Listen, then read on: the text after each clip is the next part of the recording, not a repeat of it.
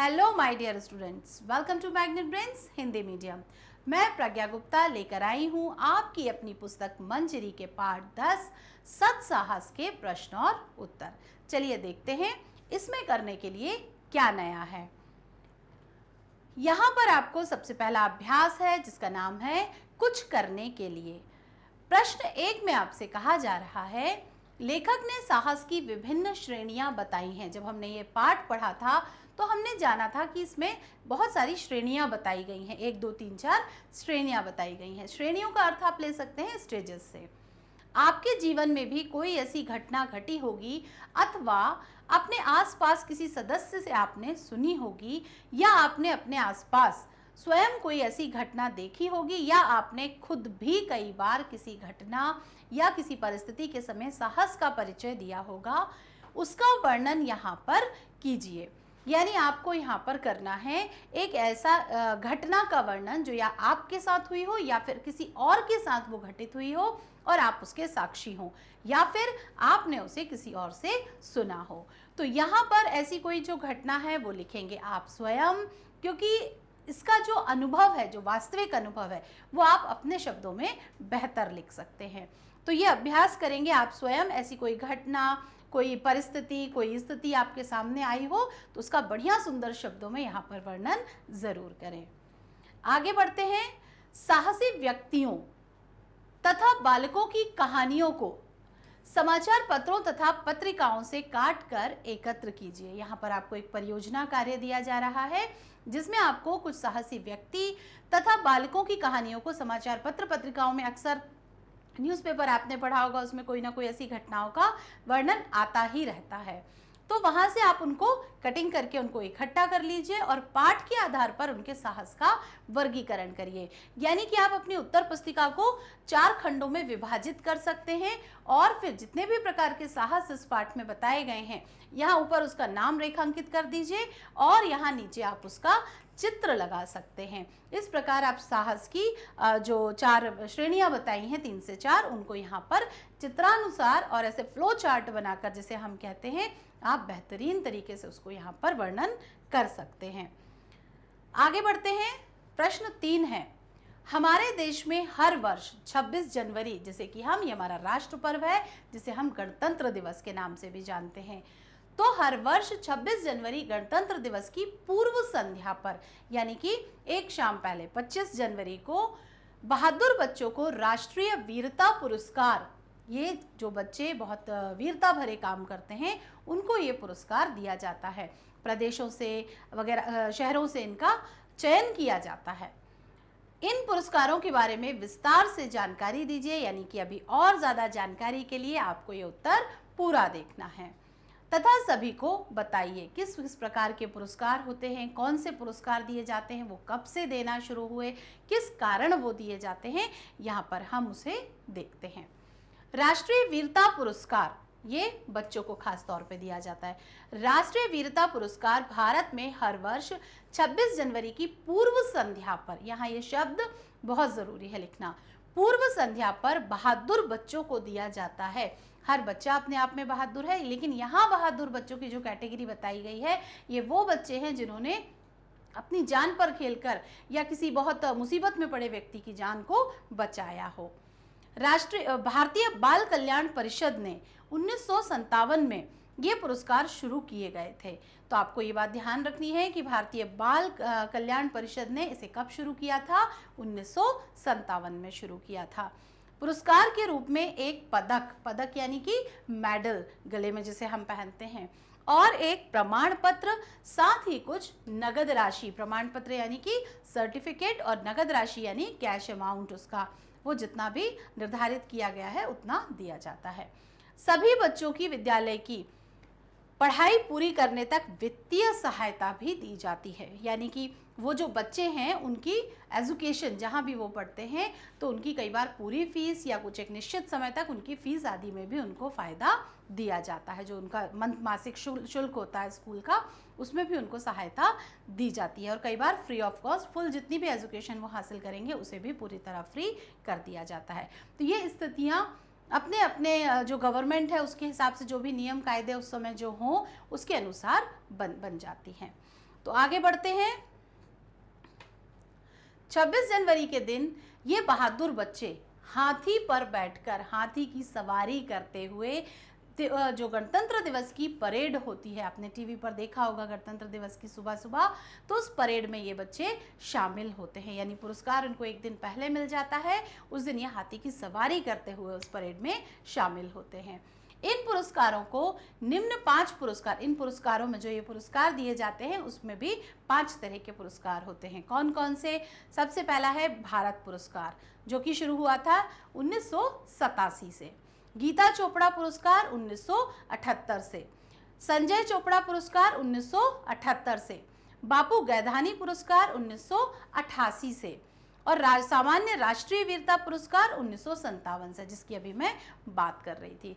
तो इतने प्रकार के पुरस्कार इन बच्चों को, बहादुर बच्चों को दिए जाते हैं।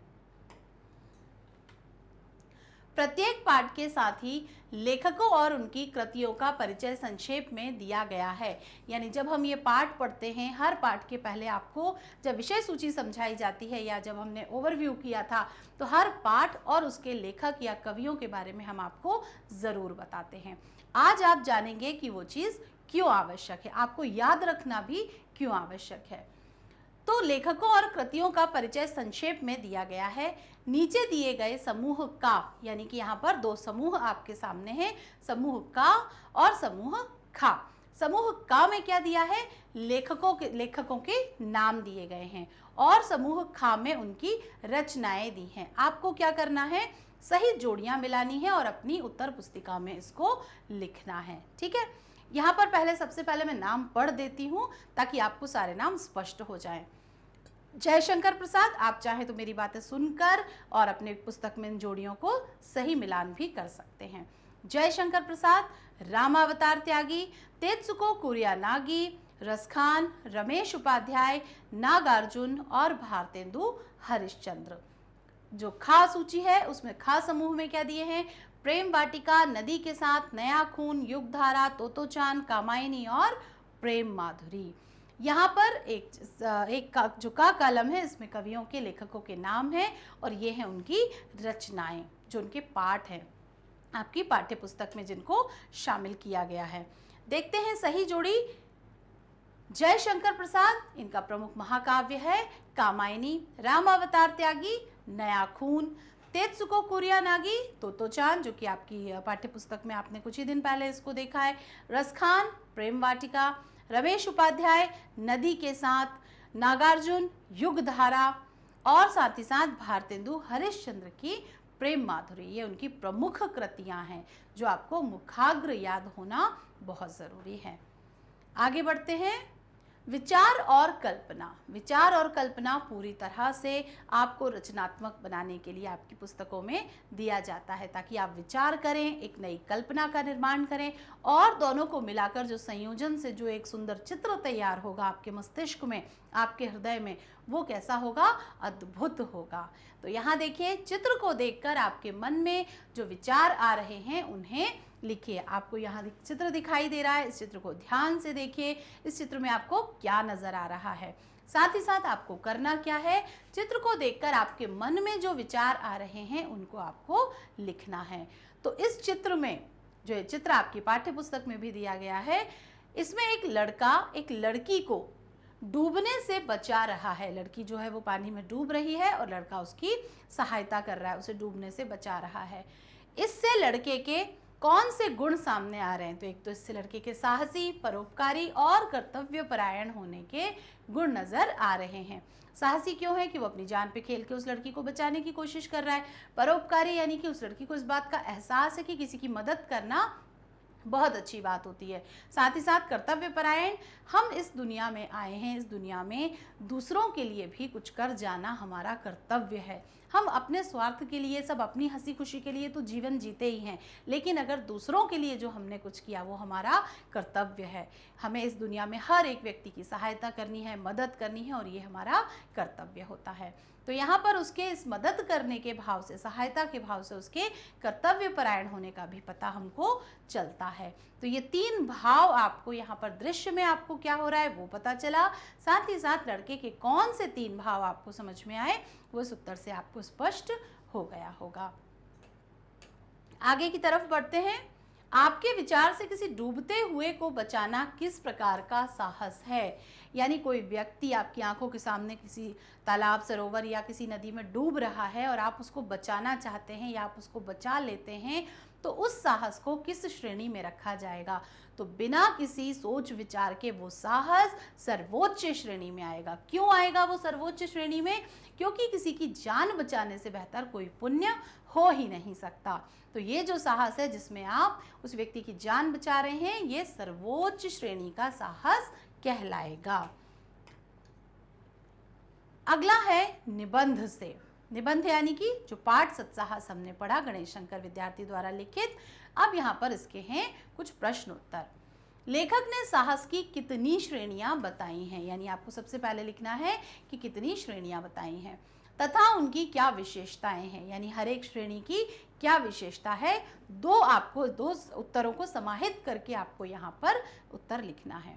उत्तर है, लेखक के अनुसार साहस की 3 श्रेणियां हैं। इस पाठ में लेखक ने साहस की 3 श्रेणियां बताई हैं।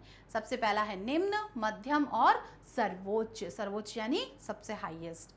निम्न श्रेणी की विशेषता क्या होती है? निम्न श्रेणी की विशेषता, तो जो निम्न श्रेणी का साहस है वो क्रोधांध होकर, क्रोध में अंधा हो जाता है। उसमें व्यक्ति मदद तो करता है, सहायता करता है, कुछ अच्छा कर रहा होता है व्यक्ति, लेकिन वहां पर वो क्रोधांध होकर यानी क्रोध में अंधा होकर स्वार्थ की भावना के साथ वो कार्य करता है और इस कारण वो प्रशंसनीय नहीं होता। क्योंकि जहाँ क्रोध आ गया, स्वार्थ की भावना आ गई, तो वो कार्य कैसे अच्छा हो सकता है ना। अगला है मध्यम श्रेणी की विशेषता। तो जो दूसरा साहस है वो है मध्यम श्रेणी की विशेषता। यह साहस शूरवीरों में पाया जाता है, जो लड़ाई झगड़ा करते हैं, जो वीर होते हैं, युद्ध आदि के लिए जाते हैं, मध्यम श्रेणी का साहस पाया जाता है उनमें। उनके उच्च विचार और निर्भीकता को भली प्रकार से प्रकट करते हैं। उनमें क्या क्या होता है? विचार उच्च होते हैं उनके और साथ ही साथ उनमें निर्भीकता होती है। निर्भीकता यानी कोई डर नहीं होता उनके अंदर, स्वयं की जान देने का, प्राणों का उत्सर्ग करने का। इस प्रकार के साहस को निसंदेह प्रशंसनीय कहा है। यानी ये जो साहस है इसको हम प्रशंसनीय तो कह सकते हैं, परंतु ज्ञान की कमी के कारण यह निस्तेज सा प्रतीत होता है। इस वाले साहस में प्रॉब्लम क्या आती है? ज्ञान की कमी के कारण। इसमें बुद्धि विवेक की, ज्ञान की थोड़ी सी कमी होती है, जिसके कारण ये निस्तेज सा प्रतीत होता है। यानी जान देने गए हैं तो किसी भी वजह से अपनी जान दे देंगे, ये नहीं सोचेंगे कि काम भी हो जाए और जान भी बच जाए। ऐसा कोई प्रयास अगर हम कर रहे हैं तो वो थोड़ा अलग होगा, लेकिन यहाँ पर ज्ञान की कमी के कारण जो मध्यम श्रेणी का साहस है वो थोड़ा निस्तेज सा प्रतीत होता है।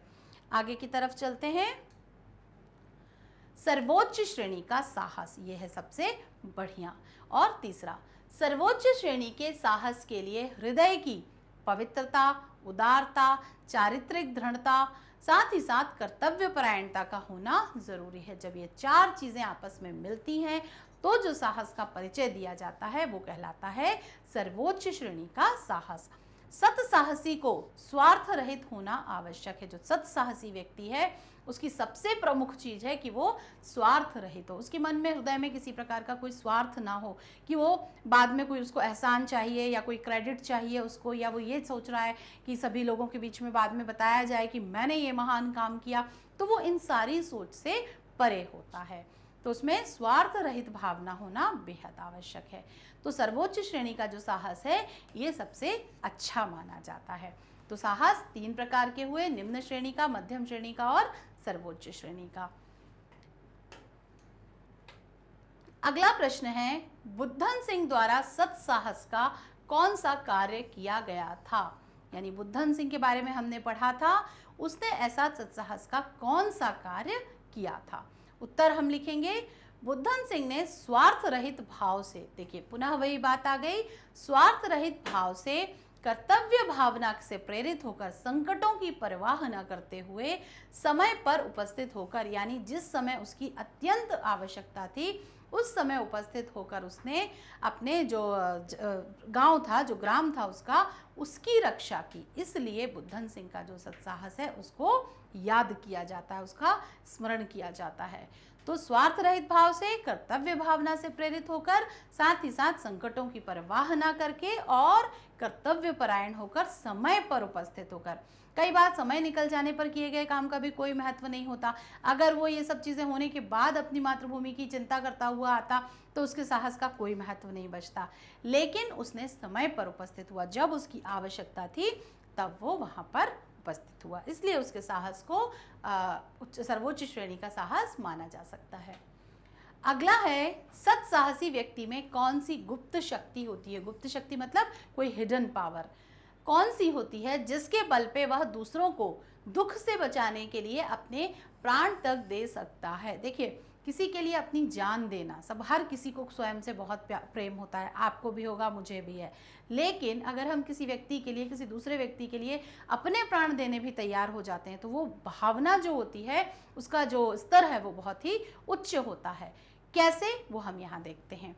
सत्साहसी व्यक्ति जो होता है उसके हृदय में पवित्रता और चारित्रिक दृढ़ता के बल पर, सत्साहसी व्यक्ति किस किस चीज़ों की दम पर, हृदय की पवित्रता और साथ ही साथ चारित्रिक दृढ़ता के बल पर दूसरों को दुख से बचाने के लिए अपने प्राण भी दे सकता है। प्राण यानी अपनी जान भी दे सकता है। उसके अंदर ये दोनों भावनाएं बहुत प्रबल होती हैं, इसलिए वो ऐसा आराम से कर सकता है। लेखक के अनुसार सत्साहस के लिए अवसर की राह देखने की आवश्यकता क्यों नहीं है। आप जैसे कोई महान है, आप बहुत किसी साहस का काम भी करना चाहते हैं, लेकिन आप वेट कर रहे हैं, आप इंतज़ार कर रहे हैं कि कोई अवसर आएगा तो मैं ऐसा करूँगा, कोई अवसर आया तो मैं वैसा करूँगा। लेकिन यहाँ पर लेखक के अनुसार जो सत्साहसी होते हैं, सत्साहस जिनके अंदर होता है, वो अवसर की आवश्यकता, अवसर का इंतज़ार नहीं करते। तो प्रश्न में भी पूछा गया है, अवसर की राह देखने की आवश्यकता नहीं होती, क्यों? तो इस क्यों का उत्तर हम जानेंगे। लेखक के अनुसार सत्साहस के लिए अवसर की राह देखने की आवश्यकता नहीं है, क्योंकि सत्साहस दिखाने का अवसर जो है वो मनुष्य के जीवन में पल पल आया करता है। हर व्यक्ति जाकर सरहद पर अपनी जान नहीं दे सकता, हर कोई सैनिक नहीं बन सकता, हर कोई मातृभूमि की रक्षा करने के लिए सरहदों पर नहीं पहुंच सकता। तो हम जहां हैं, जिस स्थान पर हैं, वहां हम ऐसे कार्य करके भी तो मातृभूमि की रक्षा कर सकते हैं, अपना जो सत्साहस है उसका परिचय दे सकते हैं। तो यही बात इस उत्तर में जो हमारे लेखक हैं वो कह रहे हैं कि सत्साहस दिखाने का जो अवसर है वो मनुष्य के जीवन में कभी भी, कहीं भी और पल पल आता रहता है। आप उस अवसर को पहचानिए और अपने सत्साहस का परिचय दीजिए। निम्नलिखित पंक्तियों का आशय स्पष्ट कीजिए। आशय का मतलब अब आप समझ गए होंगे कि उस पंक्तियों का भाव स्पष्ट करना है, उनका भावार्थ आपको करना है कि वो पंक्तियां क्या अर्थ लेकर आपके समक्ष प्रस्तुत हुई हैं। का है, बिना किसी प्रकार का साहस बतलाए किसी जाति या देश का इतिहास बन ही नहीं सकता। बिल्कुल सही बात है, यानी कि जो हमारे जो इतिहास है उसमें हमेशा साहस की घटनाओं की ही चर्चा की गई है। यानी जो हमारी हिस्ट्री है, जब हम उसको पढ़ते हैं, जब हम अपने इतिहास को पढ़ते हैं, तो आप उसमें देखते हैं ये राजा इतना महान था, ये देश में ऐसा उसने किया, वो इतने राजाओं को उसने जीता, उसने इतने लोगों की जान बचाई। तो इस तरीके की बातें जब हम पढ़ते सुनते हैं तो हमारे अंदर भी सत्साहस की भावना जागृत होती है। और हमारा भारतीयों का इतिहास तो जो है वो पूरा का पूरा सत्साहसियों का ही इतिहास है। अगला है, कर्तव्य का विचार प्रत्येक साहसी मनुष्य में होना चाहिए। कर्तव्य की भावना, मैंने आपको बताया था, अपने अधिकारों से पहले हमारे अंदर कौन सी भावना होनी चाहिए? कर्तव्य की होनी चाहिए। तो भाव है, भाव यानी कि इस पंक्ति का अर्थ है साहसी व्यक्ति के लिए कर्तव्य परायण होना सबसे जरूरी है। यानी कोई व्यक्ति अगर साहसी है तो उसके अंदर कर्तव्य परायण होने का, कि मेरे कर्तव्य ये हैं, इसकी जान बचाना मेरा कर्तव्य है, इसकी सहायता करना मेरा कर्तव्य है, तो इस प्रकार की भावना उसके अंदर होना बेहद आवश्यक है। कर्तव्य ज्ञान शून्य मनुष्य को मनुष्य नहीं पशु समझना चाहिए। कर्तव्य ज्ञान शून्य मतलब जिनके अंदर कर्तव्य की भावना नहीं है, उन व्यक्तियों को मनुष्य नहीं बल्कि क्या समझना चाहिए? पशु समझना चाहिए। कैसे आप इसका भाव स्पष्ट करेंगे? जो व्यक्ति अपना कर्तव्य नहीं जानता, वो अपने अधिकार तो बहुत जानता है कि मुझे ये अधिकार मिले हैं, लेकिन वो अपने कर्तव्यों के बारे में जागरूक नहीं है, उसे ये नहीं पता कि मेरे कर्तव्य क्या क्या हैं, तो वो जो मनुष्य है वो मनुष्य नहीं बल्कि पशु के समान है। क्योंकि पशुओं को भी आप देखते हैं, पशु लिविंग थिंग्स हैं, वो सजीव चल फिर रहे हैं, सब कुछ कर रहे हैं, लेकिन फिर भी उन्हें उनकी जिम्मेदारियों का कोई एहसास नहीं होता, इसीलिए वो शायद पशु हैं। तो यहाँ पर ऐसे व्यक्ति जिसे अपनी जिम्मेदारी, अपने कर्तव्य का एहसास नहीं है, उसे किसकी संज्ञा दी गई है? पशु की संज्ञा दी गई है। भाषा की बात, यहाँ समाप्त होते हैं आपके पाठ के प्रश्नोत्तर। अब हम चलते हैं भाषा की बात की ओर, जो कि इस पाठ से संबंधित व्याकरण अभ्यास से है। बलिष्ठता, इस पाठ में हमने एक शब्द पढ़ा था बलिष्ठता। बलिष्ठता शब्द, बलिष्ठता त प्रत्यय के संयोग से बना है। बलिष्ठ शब्द एक विशेषण है और बलिष्ठता भाववाचक संज्ञा है। इसी प्रकार निम्नलिखित विशेषण शब्दों के साथ त प्रत्यय जोड़कर भाववाचक शब्द संज्ञा शब्द बनाइए। तो ऐसा अभ्यास हम पूर्व में भी कुछ पाठों में कर चुके हैं, तो आप इसमें एक्सपर्ट हो चुके हैं, बहुत अच्छे से अब आपसे ये बन जाएगा। तो यहाँ देखिए पवित्र, अब हमें यहाँ पर लगाना क्या है? ता। एक बार मैं आपको बहुत जल्दी से बता देती हूँ, मूल शब्द के साथ वे शब्दांश जो मूल शब्द के साथ जुड़कर उसके अर्थ में कई बार परिवर्तन कर देते हैं, वे कहलाते हैं प्रत्यय कहलाते हैं। अब यहाँ देखिए पवित्र में जब आप ता प्रत्यय लगाएंगे अंत में उसके, तो जब आप कॉपी में इसको लिखेंगे तो आपका लिखने का तरीका क्या होगा? पवित्र, ये धन का चिन्ह और ता बराबर में आप ये शब्द लिखते हैं।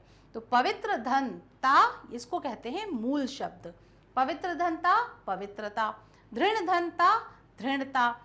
उदार धनता, उदारता। कायर धनता, कायरता। कोमल धनता, कोमलता। अनभिज्ञ धनता, अनभिज्ञता। कठोर धनता, कठोरता। और मधुर धनता, मधुरता।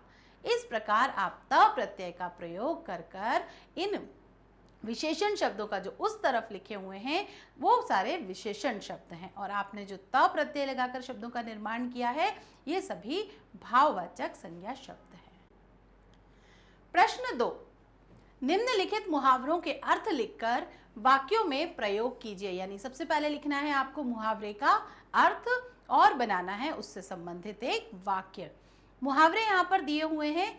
क है रक्त उबल पड़ना, ख मस्तक झुकाना, ग जान पर खेल जाना, घ फटकने न देना, और इंगा है अवसर की राह देखना। यानी अब हम यहाँ पर देखेंगे सबसे पहले इन मुहावरों के अर्थ और उसका करेंगे वाक्य प्रयोग। रक्त उबल पड़ना का अर्थ होता है बहुत ज्यादा क्रोधित हो जाना। मातृभूमि पर हमले की खबर सुनकर राजपूतों का रक्त उबल पड़ा। ठीक ऐसा ही बुद्धन सिंह के साथ भी हुआ था कि जब उसने सुना था कि उसकी मातृभूमि पर खतरा मंडरा रहा है तो उसका रक्त उबल पड़ा था। मस्तक झुकाना, मस्तक झुकाना यानी हार मान लेना।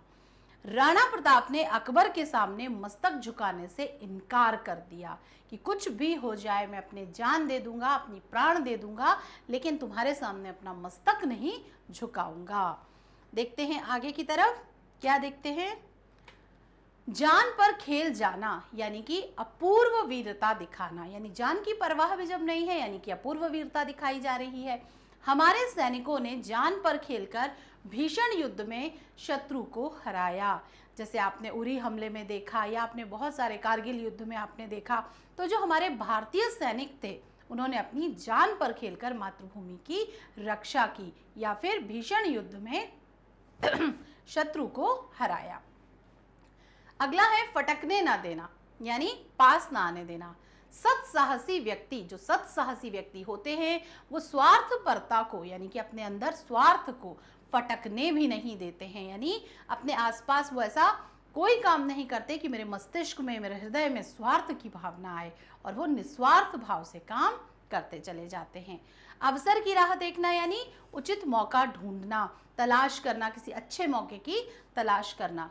हुमायूं अवसर की राह देख रहा था। हुमायूं जो था वो अवसर की तलाश कर रहा था कि उसे शेरशाह सूरी के मरने पर भारत में पुनः राज्य उसने स्थापित कर लिया।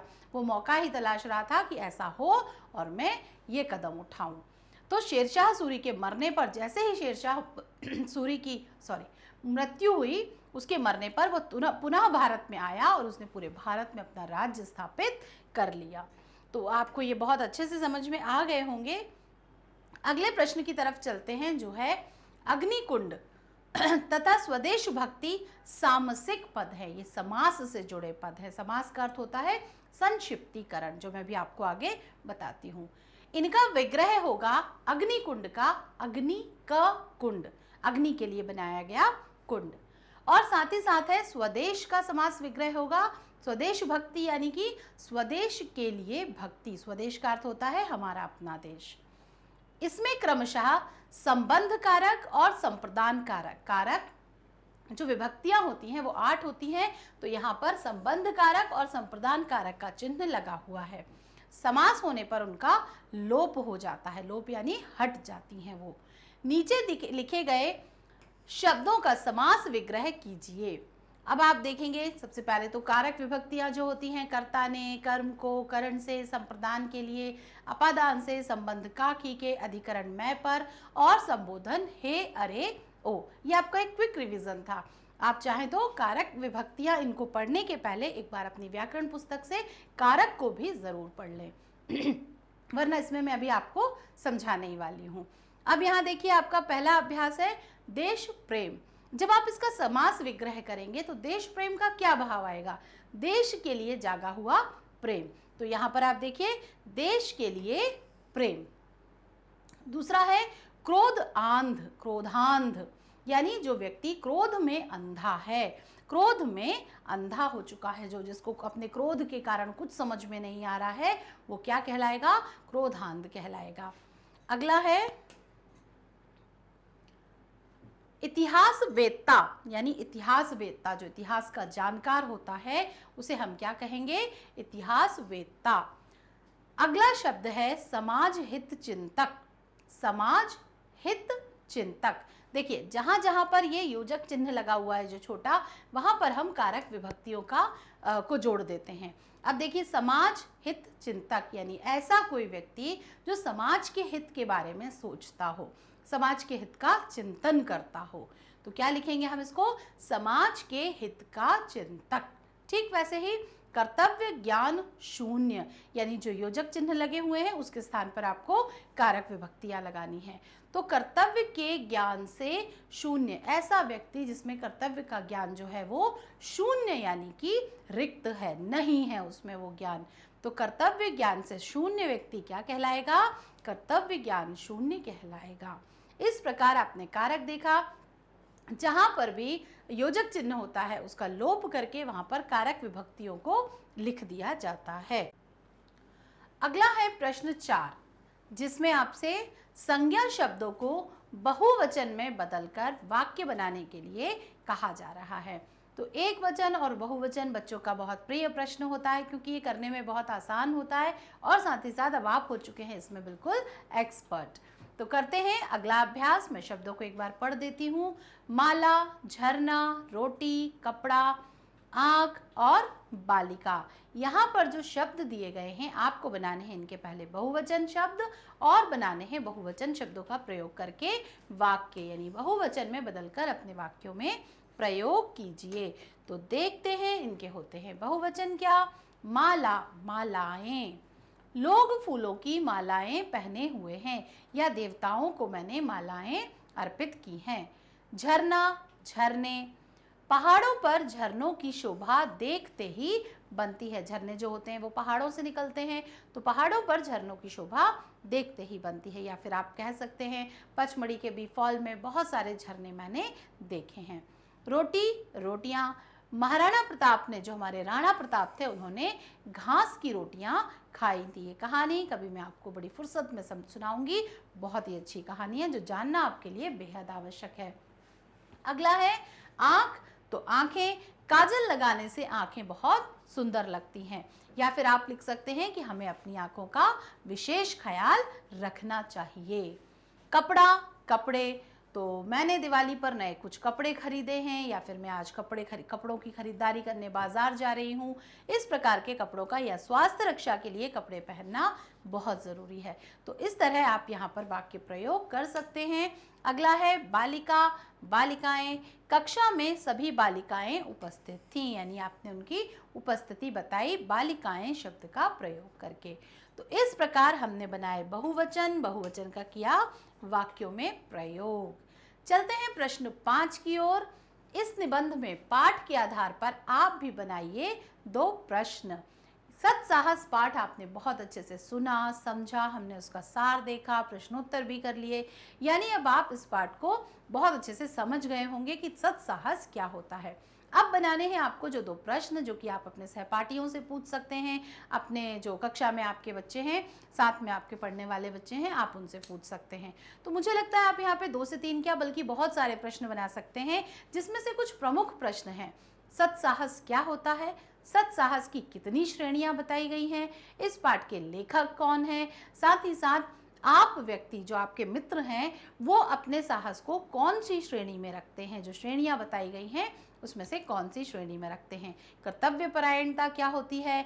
जो सत्साहसी व्यक्ति है उसके प्रमुख 2 गुण बताने के लिए आप पूछ सकते हैं उनसे। तो हृदय की पवित्रता और कर्तव्यपरायणता, चरित्र की दृढ़ता, ये कुछ सत्साहसी के गुण होते हैं। तो आप इस प्रकार उनसे कुछ प्रश्न पूछ सकते हैं और प्रश्नों का निर्माण भी आप कर सकते हैं। जो कुछ प्रमुख प्रश्न हैं इसकी चर्चा मैंने अभी आपसे की। अब है इस पाठ से मैंने क्या सीखा। तो ये जो पाठ सत्साहस आपने पढ़ा, इस पाठ से आप जीवन का बहुत उपयोगी ज्ञान ले सकते हैं। किस प्रकार साहस का परिचय आपको देना चाहिए, कहाँ आपको साहस का परिचय देना है, कहाँ बुद्धिमानी के साथ साहस का परिचय देना है, कहाँ हृदय की पवित्रता, स्वार्थ को छोड़कर साथ ही साथ कर्तव्यपरायणता का भाव रखकर चारित्रिक दृढ़ता के साथ आपको सत्साहस का परिचय देना है, ये अब आप समझ चुके हैं। इन सभी शब्दों के अर्थ आप जान चुके हैं। तो इस पाठ से आपने बहुत कुछ सीखा है। अब मैं करूँगा या करूँगी, इस प्रश्न का उत्तर आप बहुत अच्छा लिखने के आप सक्षम हो चुके हैं। अब आप क्या करेंगे, किस प्रकार के साहस का आप प्रयोग करेंगे, जीवन में कौन से गुणों को अपनाएंगे। आप अवगुण, कोई ऐसा दोष आप में है ही नहीं। हम अपने आप को सबसे ज़्यादा गुणवान व्यक्ति मानते हैं, लेकिन अगर कोई ऐसी कमी, कोई ऐसा दोष हमारे अंदर है या पनप रहा है, शुरुआत हो रही है, तो हम उसको अभी ही समाप्त कर देंगे। हम हृदय की पवित्रता, चारित्रिक दृढ़ता, कर्तव्यपरायणता के साथ अब सत्साहस के साथ जीवन की प्रारंभ करेंगे और इन सारे गुणों को जीवन में अपनाएंगे। तो इस प्रकार के शब्दों का चयन करके आप ये अपनी उत्तर पुस्तिका में लिख सकते हैं। तो यहाँ होता है हमारा ये आज का पाठ समाप्त। सत्साहस समाप्त। तो गणेश शंकर विद्यार्थी द्वारा रचित ये सत्साहस पाठ, आशा ही नहीं पूरा विश्वास है कि आपको बहुत अच्छे से समझ में आ गया होगा। किसी भी प्रकार के संदेह या डाउट के लिए आप कमेंट बॉक्स में मुझे मैसेज कीजिए। मैं निश्चित रूप से आपको आपके उत्तर का समाधान, प्रश्न का समाधान करूंगी। अगला है मैग्नेट ब्रेन सिर्फ इतना ही नहीं लेकर आया है आपके लिए CBSE English medium, Hindi medium, UP board, MP board, NTSC, CUET, Olympiads और साथ ही साथ स्पोकन इंग्लिश की क्लासेस भी। आप हमसे जुड़ने के लिए फेसबुक, ट्विटर, इंस्टाग्राम और टेलीग्राम की मदद भी ले सकते हैं। ई बुक्स और बुक्स का तो खजाना है। तो हमारे साथ संपर्क बनाए रखिए, देखते रहिए मैग्नेट ब्रेन्स के हर एक वीडियो। बहुत जल्दी उपस्थित होंगे आपके मैग्नेट ब्रेन्स के नए पाठ के साथ। तब तक कीजिए मेरा इंतज़ार, बहुत जल्दी मिलेंगे। Bye bye.